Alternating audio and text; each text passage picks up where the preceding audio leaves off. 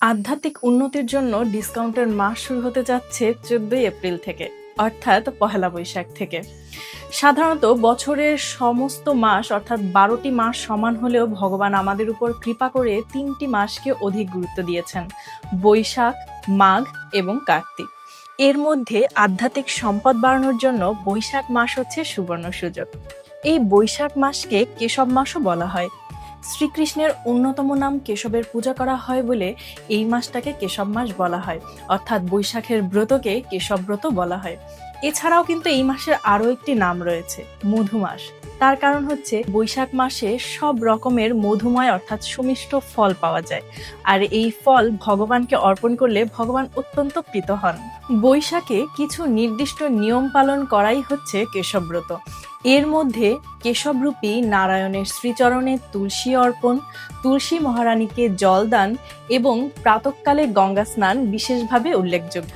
অন্তত সূর্যোদয়ের ১ ঘন্টা পূর্বে স্নান করতে হয়, বিশেষ করে গঙ্গা স্নান। কিন্তু আপনারা যদি গঙ্গা থেকে দূরে থাকেন তবে আপনারা বাসায় বসে যখন স্নান করবেন বালতিতে ৩ বার গঙ্গা গঙ্গা গঙ্গা উচ্চারণ করে তবে স্নান করবেন।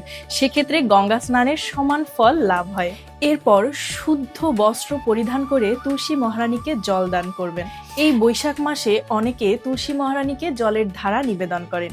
সেক্ষেত্রে আরো কিছু নিয়ম পালন করতে হয়, যেমন পিরিয়ড চলাকালীন সময়ে মাতাজিরা তুলসীর ধারায় জলদান করতে পারবেন না। অনেকের প্রশ্ন থাকে যে জন্ম ঔষধ বা মৃত্যু ঔষধে তুলসী জলদান করা যাবে কিনা। হ্যাঁ, ভগবানের কাজে এই সকল ঔষধ কোনো রকম বাধা প্রদান করে না। এবার আসি তুলসী জলদানে। আপনারা প্রতিনিয়ত তুলসী মহারানীকে জলদান করবেন। যদি ধারা বাঁধতে না চান তবে তুলসী মহারানীকে প্রতিনিয়ত যেভাবে জলদান করেন সেভাবেই জলদান করবেন।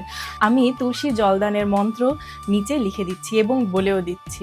ওং গোবিন্দ বল্লভাং দেবীং ভক্ত চৈতন্য কারিণীম স্নাপয়ামি জগদ্ধাত্রীং কৃষ্ণ ভক্তি প্রদায়িনী। এই মন্ত্র পাঠ করে আপনারা তুলসী মহারানীকে জল নিবেদন করবেন। এরপর হাতের ডানে রেখে তুলসী মহারানীকে হাতের ডানে রেখে ৩ থেকে ৪ বার প্রদক্ষিণ করবেন। প্রদক্ষিণ মন্ত্র আমি নিচে লিখে দিচ্ছি এবং বলে দিচ্ছি। জানি কানি চপাপানি ব্রহ্মহত্যাদি কানি চ তানি তানি প্রণশ্যতি প্রদক্ষিণ পদে পদে। এই সময় বেশি বেশি ভগবানের আরতি, মালা জপ এগুলো করবেন, কারণ ভগবান তাতে প্রীত হন। এছাড়া শ্রীমদ্ ভগবদ গীতা পাঠ, যতটা সম্ভব দান ধ্যান করার চেষ্টা করবেন, কারণ বৈশাখ মাস দান ধ্যানের জন্য ভীষণই সুবর্ণ একটা মাস। এই সময় আপনি যত দান ধ্যান করবেন, যত ভগবানের সেবা করবেন, তত আপনার পাপক্ষয় হবে এবং পুণ্য বৃদ্ধি হবে। তাই যা যা দান করা যায়, বিশেষ করে বৈশাখ মাস হচ্ছে সূর্যের প্রখর তাপের মাস। এই সময় সূর্য খাড়াভাবে পৃথিবীতে তাপ প্রদান করে। তাই এই সময় চেষ্টা করবেন বাড়ির ছাদে বা ব্যালকানিতে একটা ছোট কৌটোতে বা ছোট একটা বাটিতে একটু জল রাখতে বা একটু খাবার রাখতে।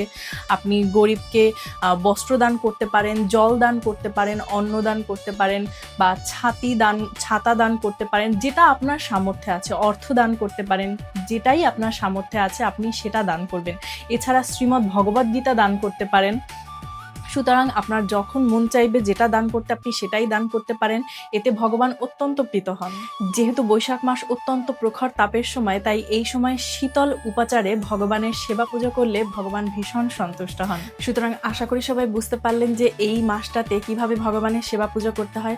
অবশ্যই চেষ্টা করবেন সাত্ত্বিক আহার করতে, কারণ বৈশাখ মাসে সাত্ত্বিক আহার করতে হয়। এবং ভোরবেলা অর্থাৎ ব্রহ্ম মুহূর্তে স্নান করবেন, অন্তত সূর্য উদয়ের ১ ঘন্টা পূর্বে। শুদ্ধ বস্ত্র পরিধান করবেন, তুলসী মহারানীকে জল দান করবেন, তাকে পরিক্রমা করবেন, বেশি বেশি হরিনাম জপ করবেন, ভগবানকে শীতল উপাচারে স্নান করাবেন বা শীতল উপচারে সেবা প্রদান করবেন।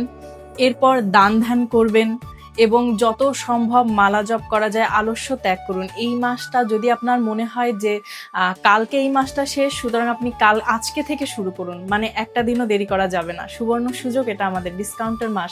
ডিসকাউন্ট কিন্তু সারা বছর ধরে থাকে না, তাই যখনই এই ডিসকাউন্টটা আমাদের জন্য আসে সেই সময়টা অবশ্যই লুফে নেওয়া উচিত। তাই বেশি বেশি হরিনাম জপ করুন এবং ভিডিওটি অবশ্যই শেয়ার করে দিন, কারণ আপনার একটা শেয়ারের মাধ্যমে অন্যরা অবগত হবে, তারাও ধর্মীয় আচরণ করতে বা এই ব্রত পালনে উৎসাহী হবে। আপনার একটা শেয়ারের মাধ্যমে হয়তো অন্য একজনও ভক্তিপথে আসার জন্য উৎসাহী হবে এবং সুযোগ পাবে। তাই সকলে ভালো থাকুন, বেশি বেশি হরিনাম জপ করুন, ভগবানকে সন্তুষ্ট করার চেষ্টা করুন। হরে কৃষ্ণা।